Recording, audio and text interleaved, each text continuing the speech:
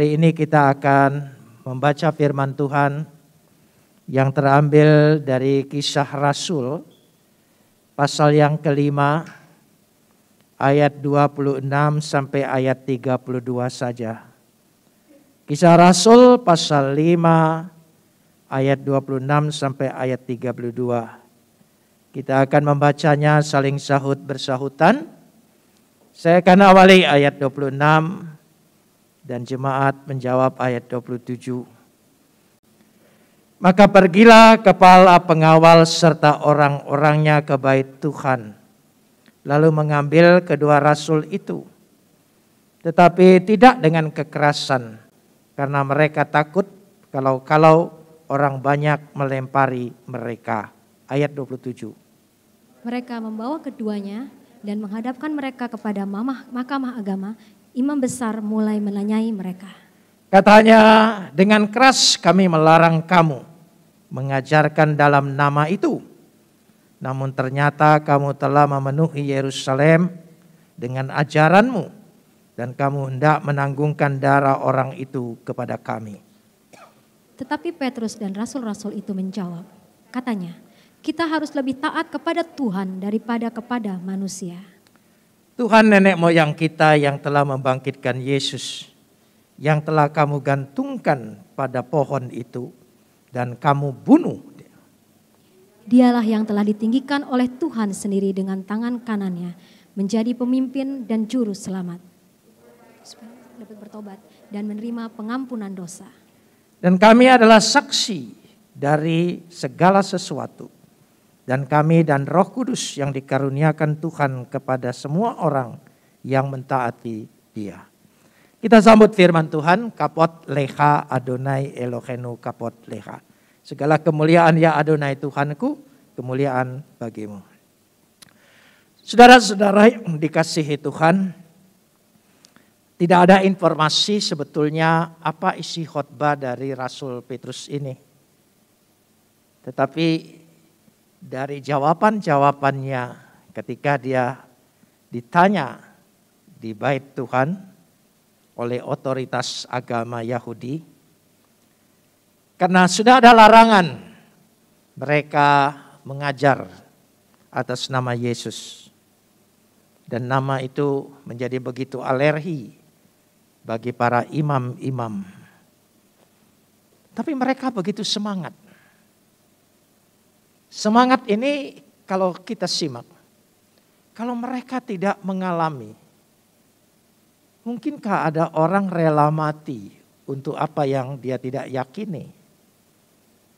Apalagi kalau itu masih dalam keraguan dan kebimbangan. Kalau mereka sungguh-sungguh tidak mengalami Yesus itu bangkit, maka saya percaya mereka akan mengalami kekhawatiran, kecemasan, penyesalan. Tapi ini tidak ada sama sekali. Mereka begitu berani menyatakan nama itu. Mendorong. Karena mereka menyaksikan, dikatakan di situ. Mengalami sendiri. Iman itu bukan teori. Iman itu bukan hanya sekedar pelajaran. Tapi iman itu merupakan suatu pengalaman hidup. Perjuangan kehidupan kita. Karena itu sikap iman yang begitu dahsyat dinyatakan oleh Petrus dan rasul-rasulnya. Kita harus lebih taat kepada Tuhan daripada kepada manusia. Statement ini, pernyataan ini merupakan sebuah keyakinan yang begitu dahsyat sehingga membuat mereka dalam perjuangannya penuh kesengsaraan, bahkan diakhiri dengan kematian yang menyedihkan. Tetapi mereka yakin itu semuanya. Dari sinilah kita bisa melihat kalau kita sungguh-sungguh meyakini apa yang kita percayai, hanya pribadi Yesus Kristus itulah yang menyelamatkan kita, yang memberikan perlindungan dan pertolongan kepada kita, yang akan menggenapi segala janjinya kepada kita. Maka apa pedulinya terhadap tantangan, rintangan, hambatan, atau ancaman-ancaman. Dari awal kita lihat, dari zaman rasul-rasul sampai hari ini, tidak pernah berhenti orang mengancam umat Kristen. Berusaha membinasakan umat Kristen. Umat Israel diancam, ada waktunya. Selesai dalam sejarahnya. Tapi orang Kristen sampai hari ini, bahkan sampai akhir zaman, dia akan mengalami banyak tantangan, ancaman. Oleh sebab itu jangan heran di tengah-tengah dunia ini, kalau gereja ditutup, dihancurkan, orang Kristen diburu ibadahnya, dibuat sengsara, dilarang, di mana saja. Jangan khawatir. Itu membuktikan bahwa iman kita itu menggentarkan dunia ini. Menakutkan bagi mereka. Semestinya kalau iman Kristen itu tidak membawa satu kekuatan dan kuasa untuk merubah hidup orang, ya sudah, yakinin saja agamanya sendiri-sendiri, tekunin saja agamanya sendiri-sendiri tanpa mengusik. Ini tidak bisa. Begitu juga imam-imam ini. Tetapi Rasul di sini memberikan teladan yang baik. Dia lebih takut kepada Tuhan daripada kepada manusia. Sekarang kita coba lihat, apakah betul kita takut kepada Tuhan daripada pada manusia? Kenyataannya tidak. Kita akan buktikan di sini. Dikatakan pada ayat 31, ayat 30. Tuhan, nenek moyang kita, telah membangkitkan Yesus yang kamu bunuh dan menggantungkannya pada pohon itu. Lembaga Alkitab menerjemahkan kayu salib. Ini tambahan dari lembaga Alkitab. Sebetulnya yulo itu pohon. Pohon atau kayu. Dalam bahasa Ibrani dan Yunani, pohon dan kayu satu kata. Jadi bisa dilihat pohon, bisa dilihat kayu. Mungkin karena itu lembaga Alkitab menambah kata kayu salib. Tapi saya lebih tertarik dengan kata pohon. Kenapa demikian? Kira-kira Anda ingat tidak tentang pohon? Yang membawa kesengsaraan manusia di tengah dunia ini. Yang membuat Adam dan Hawa jatuh, itu karena apa? Karena buah dari pohon itu. Jadi ini untuk menunjukkan, kalau kita membaca Alkitab, rentetannya itu tidak pernah lepas. Istilahnya, kata-katanya, sejarahnya, terus bersambung. Padahal pengarang kisah Rasul, penulis kisah Rasul dengan penulis kitab Kejadian, beda orang, beda zaman. Tapi Petrus, dia ingat betul tentang pohon ini. Coba kita lihat dulu. Kejadian pasal 2 ayat yang ke-17. Kejadian pasal 2 ayat yang ke-17. 16, 17 saja dulu. Ya, 16 dulu, oke. Lalu Adonai Tuhan memberi perintah ini kepada manusia. Semua pohon dalam taman ini boleh kau makan buahnya dengan bebas. Tetapi pohon pengetahuan tentang yang baik dan jahat itu janganlah kau makan.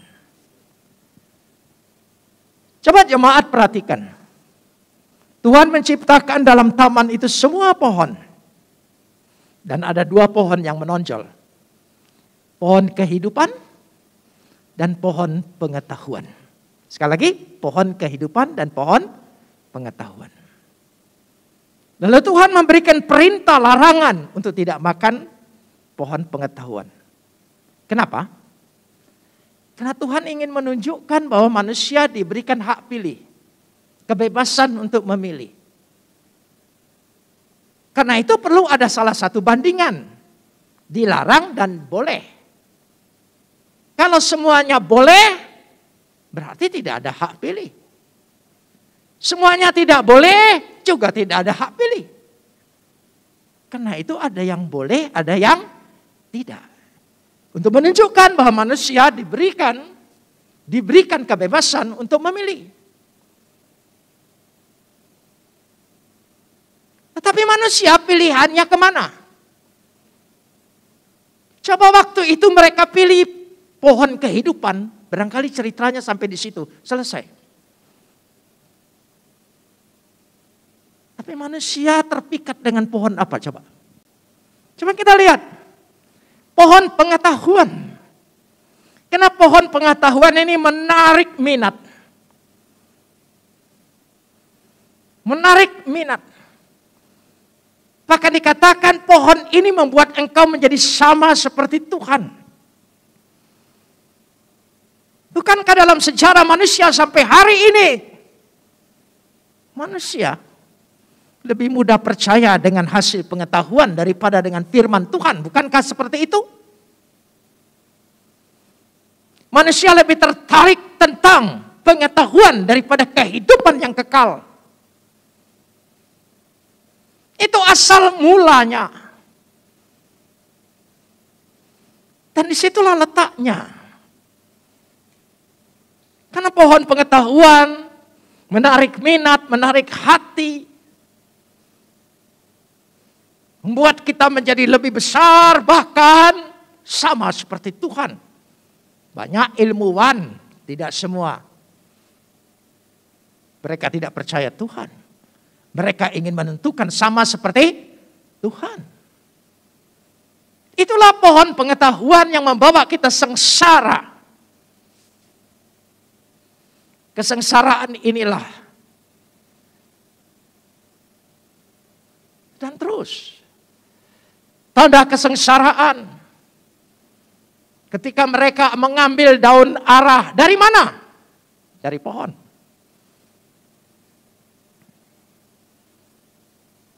Tapi kita lihat di sini dengan jelas. Pohon ini membuat mereka merasa menjadi sama seperti Tuhan. Kejadian 3 ayat yang kelima. Kita lihat dulu. Jadi saudara coba sekarang kita sudah belajar banyak tentang Alkitab. Tapi mari kita mulai lagi belajar. Setiap kata ini kita telusuri semua. Setiap kata ini pohon kita telusuri semua. Nanti Anda akan melihat sejarah keselamatan itu kekal dari Tuhan. Alkitab itu memberikan kelengkapan yang luar biasa. Gak pernah habis-habisnya digali. Yulo itu pohon. Ya, tetapi dikatakan di sini.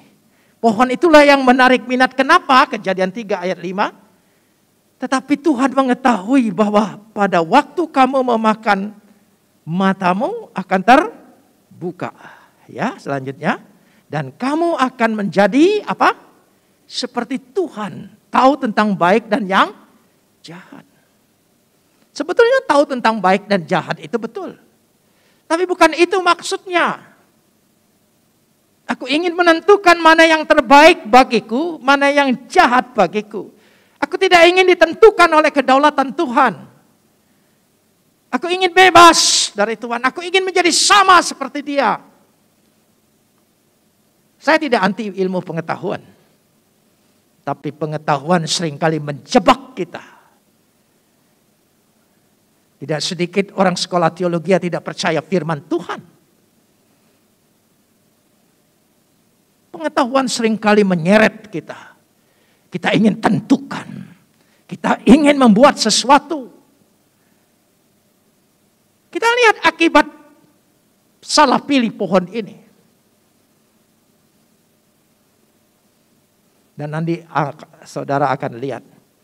Siapa yang bisa membawa kita kepada pohon kehidupan itu. Karena itu.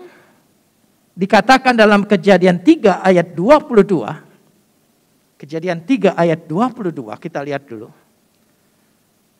Berfirmanlah Adonai Tuhan. Sesungguhnya manusia itu telah menjadi seperti salah satu dari kita. Ya, tahu tentang yang baik dan yang jahat. Maka sekarang janganlah sampai ia mengulurkan tangannya, ya, dan mengambil pula dari buah pohon kehidupan itu dan memakannya sehingga ia hidup untuk selama-lamanya. Ya, pohon kehidupan ini. Dan kalau kita perhatikan di situ dari ayat 22 kita masuk ayat 23, Kejadian 3:23. Kejadian 3 ayat 23. Lalu Adonai Tuhan mengusir dia dari Taman Eden supaya ia mengusahakan apa? Mengusahakan apa? Mengusahakan apa? Tanah. Saudara, beda arti antara taman dengan tanah. Tanah perlu perjuangan, ada tanah yang tidak baik, ada tanah yang kurang subur. Taman selalu menggambarkan sesuatu yang semua indah. Ini akibat. Tidak sedikit Anda lebih percaya ada statement Darwin, manusia berasal dari monyet. Walaupun Anda ke gereja diam-diam Anda tetap percaya. Padahal kemudian salah. Saudara, banyak ilmuwan membuat teori yang kemudian hari terbukti salah. Tapi merasa tanpa dosa dan tidak pernah ada statement untuk memperbaiki. Sama seperti orang yang bernubuat lalu nubuatnya tidak jadi. Dia tidak menyatakan bahwa mencabut nubuat itu karena salah. Tidak. Itulah manusia.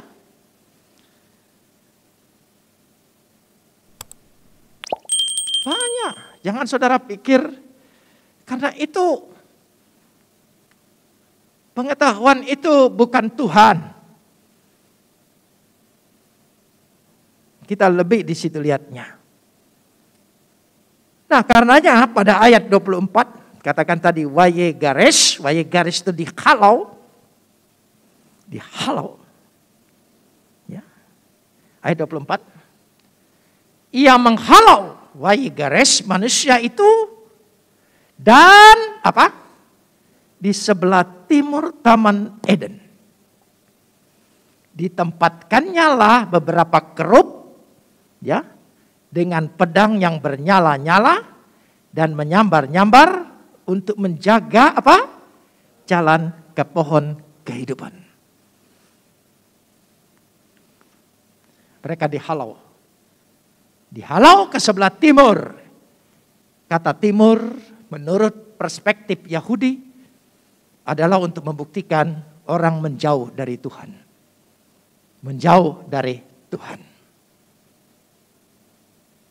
Dan ketika dia berada di situ, dihalau manusia itu, pohon kehidupan itu dijaga. Tidak ada yang bisa masuk. Tidak ada yang bisa lewat. Kalau lewat mati.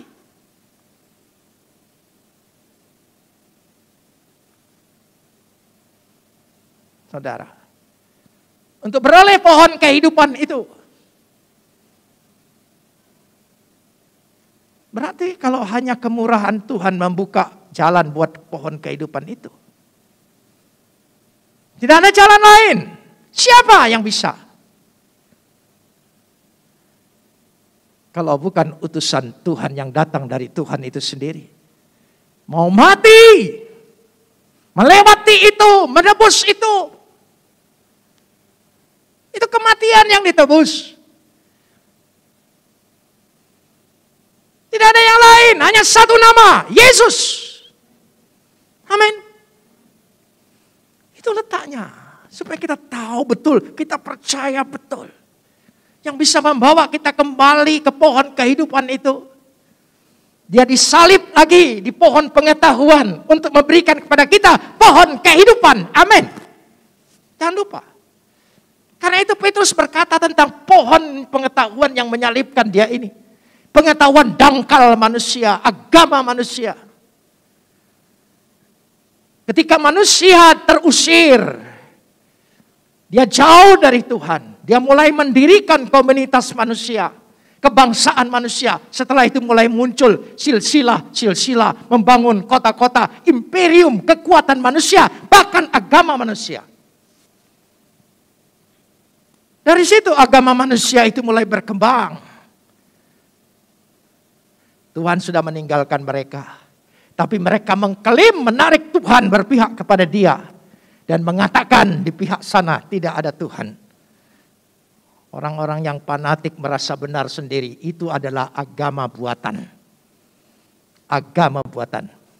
Baik denominasi yang ada di Kristen maupun yang ada di luar. Yang merasa itu semua adalah agama buatan manusia. Itu salah satu contoh dan ciri. Mereka menarik itu semua. Saudara, mereka menjauh. Coba kita lanjut lagi peristiwa ini. Kejadian 4 ayat 14. Kejadian 4 ayat 14. Saya ingin tekankan di sini dulu. Kain, engkau menghalau aku sekarang dari tanah ini, dan aku akan tersembunyi dari hadapanmu, seorang pelarian dan pengembara di bumi. Maka barang siapa akan bertemu dengan aku, tentulah akan membunuh aku. Ayat 16. Lalu Kain, coba, pergi dari hadapan Tuhan dan menetap di tanah Nod, di sebelah apa? Ini bukan posisi, bukan bicara geografis. Berarti sebelah timur adalah lambang orang dihalau oleh Tuhan dan menjauh dari Tuhan. Coba, selanjutnya nanti terus kisah ini sampai puncaknya pada Babel. Tidak ada yang mau datang kembali. Malahan menjauh. Itulah manusia.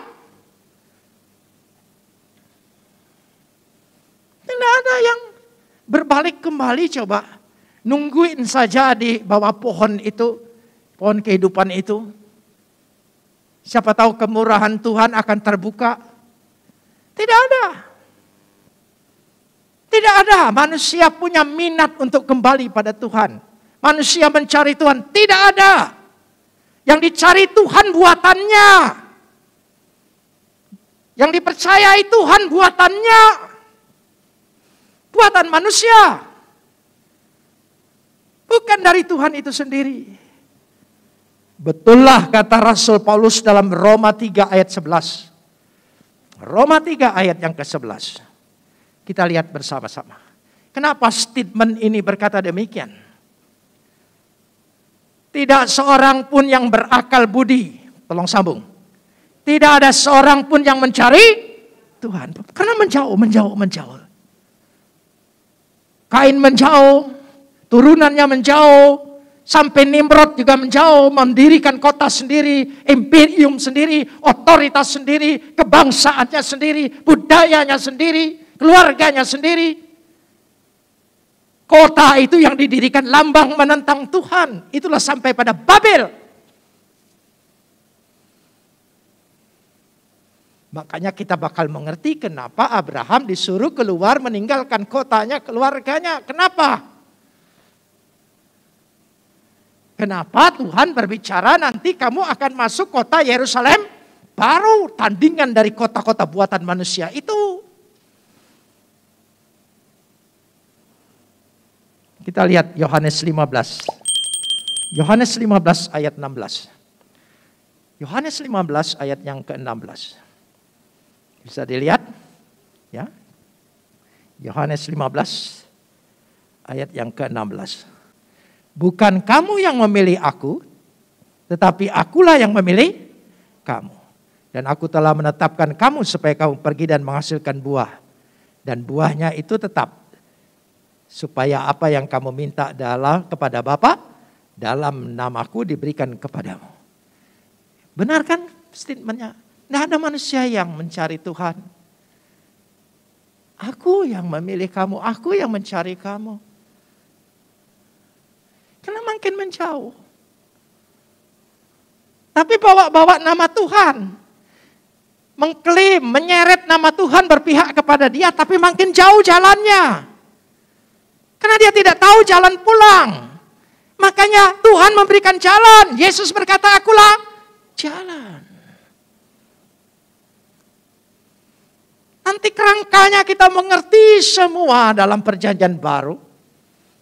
Setelah kita melihat dasar yang betul dalam prinsip perjanjian lama.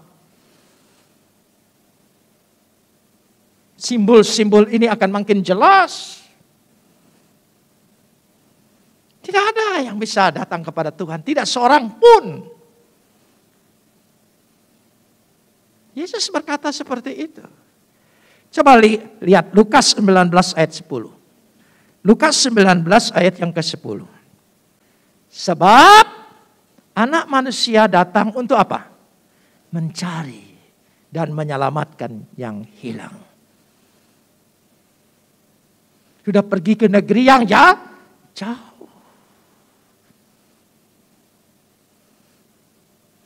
Makanya ketika mendengar kisah semua dari perjanjian baru, kita makin terbuka. Oh, ada sejarah awal, ada sejarah purbakalanya.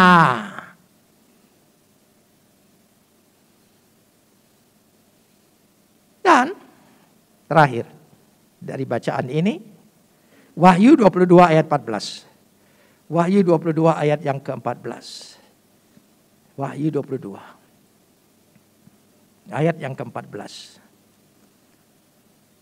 Berbahagialah mereka yang membasuh jubahnya. Mereka akan memperoleh apa? Hak atas pohon-pohon kehidupan.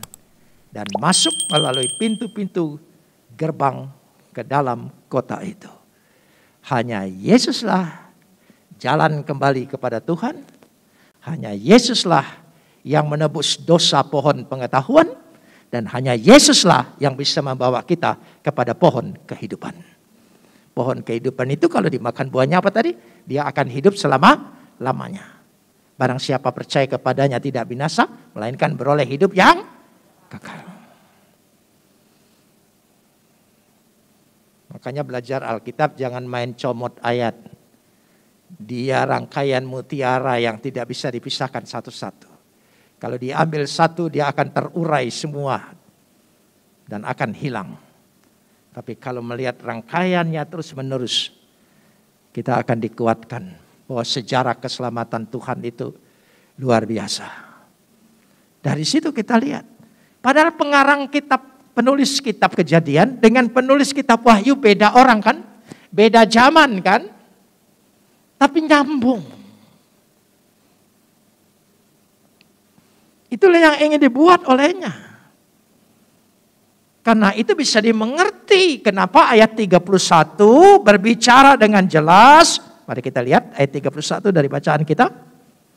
Dialah Yesus yang telah ditinggikan oleh Tuhan dengan tangan kanannya menjadi apa? Perintis dan juru selamat. Supaya Israel dapat bertobat menerima pengampunan. Di lain kesempatan, saya akan berbicara bagaimana ketika dia membangun imperiumnya sendiri. Kota-kotanya sendiri. Membangun agamanya sendiri. Bangsanya sendiri. Setelah itu, setelah pasal-pasal ini maka muncul ada silsilah sampai pasal 11. Kejadian pasal 1 sampai pasal 11. Semua meninggalkan Tuhan. Semua menjauh dari pohon kehidupan. Bahkan tersesat dan tidak tahu lagi jalan pulang. Maka ada yang mencari untuk pulang. Hanya satu. Jadi jangan terkecoh dengan agama dunia, agama buatan manusia. Jangan terkecoh dengan ajaran-ajaran dunia, ajaran-ajaran manusia. Kita hanya berpegang satu pribadi, Yesus namanya, amin. Inilah penting. Karena itu Rasul tidak peduli dengan kesengsaraan, penderitaan, bahkan kematian, aniaya. Dia tidak peduli karena dia tahu hanya itu jalan. Roleh pohon kehidupan. Di situ letaknya. Hanya Yesus. Lewat itulah kita dapat pengampunan. Lewat itu kita bisa kembali. Jadi makin kita mempelajari Alkitab, makin kita melihat fokusnya, gambarnya makin jelas. Yesus. Tidak ada yang lain. Dan tidak ada yang bisa sama dengan dia. Tidak ada seorang pun. Akulah jalan, kebenaran, dan hidup. Tidak seorang pun sampai kepada Bapa kalau tidak melalui aku. Tidak ada turunannya. Tidak ada duplikatnya. Tidak ada kemudian baru datang. Tidak. Hanya Yesus. Jadi kalau orang mulai bergeser dari ajaran ini berarti dia sudah masuk kepada ajaran manusia, agama dunia. Karena itu kita harus berhati-hati. Jadi kembali kepada Alkitab bukan sekedar membaca. Mendengar orang lain juga berkhotbah tentang Alkitab. Tapi apa betul dia memberitakan firman yang ada dalam Alkitab itu? Apakah dia sedang bercerita tentang pikiran-pikirannya? Dari kita bisa melihat bersama-sama. Kita mohon pengampunan dari Tuhan. Hanya belas kasihan Tuhan. Sedikit. Karena inilah karunia Tuhan. Dari pasal 1 sampai pasal 11. Tiba-tiba ada celah. Cerita yang menyelah. Kisah Nuh. Diawali dengan kata-kata. Nuh mendapat apa? Kasih karunia. Keselamatan itu hanya semata-mata kasih karunia. Jangan lupa. Tidak ada rumus lain, tidak ada syarat lain, tidak ada metode lain. Kasih karunia. Dari sejarah purbakala ini. Dari pasal 7 sampai pasal 11 tiba-tiba di akhir pasal 7 sampai pasal 8, pasal 9 berbicara tentang kisah Nuh. Hanya kata kuncinya Nuh mendapat kasih karunia. Hanya kasih karunia. Saya ingatkan kembali. Jemaat pernah membaca tentang persembahan Kain dan Habil? Persembahan siapa yang diterima? Habil? Apa yang salah dengan Kain?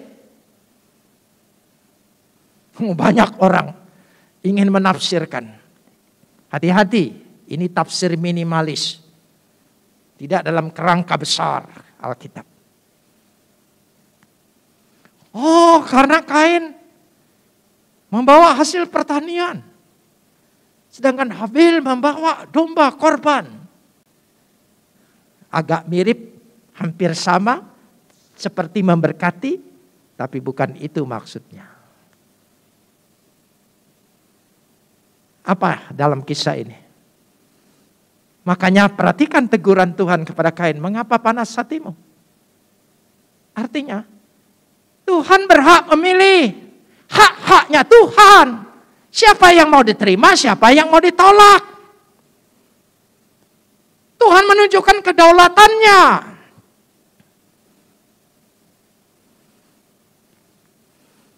Tuhan menunjukkan kedaulatannya. Jadi jika hatimu bisa percaya, Yesus itu, meskipun engkau dihantamin pengakuanmu sana dan sini, yang tidak percaya dia, tapi engkau tetap kukuh dan percaya. Itu karena Tuhan memilihmu. Itu kasih karunia. Bersyukurlah untuk itu. Amin. Ya. Pengetahuan ibadah agamamu kalah dengan orang lain. Kenapa kalah? Karena itu agama dunia, agama manusia. Yang berdekatan dengan pengetahuan, yada. Mengetahui, tahu, pengetahuan, kata yang sama dari kata yada. Kata ini merusak terus. Kalau saudara perhatikan, menurut ahli Alkitab yang saya baca, ada 1000 kali kata ini dalam Alkitab. Mengetahui, tahu, mengetahui, tahu. Dan itu selalu menjebak manusia. Kan begitu juga kita. Kita ingin mengetahui. Diri kita tidak ingin diketahui. Tapi hidup orang lain kita ingin tahu. Dapur orang ingin kita tahu, rezeki orang ingin kita tahu, semuanya kita ingin tahu. Kata anak sekarang itu kepo. Ya. Seringkali kita terjebak itu. Kalau ada apa-apa saja, Mbah Google lebih daripada Alkitab kan? Bahkan dokter sudah ditinggalkan, apoteker sudah ditinggalkan, enggak, tanya aja Google itu. Dan saudara percaya sepenuhnya. Tidak ada kemungkinan kesalahan. Bukankah manusia tempatnya salah? Tapi itulah manusia. Tapi kita bersyukur. Pohon yang tidak bisa dimasuki. Pohon kehidupan. Telah ditebus oleh Kristus. Pohon ara, daunnya yang dicemat telah ditebus oleh Kristus. Kata yang sama dengan sene, semak belukar duri. Bukankah mahkota Kristus itu adalah duri? Untuk beroleh mahkota kekal. Dia tanggung, dia ambil alih.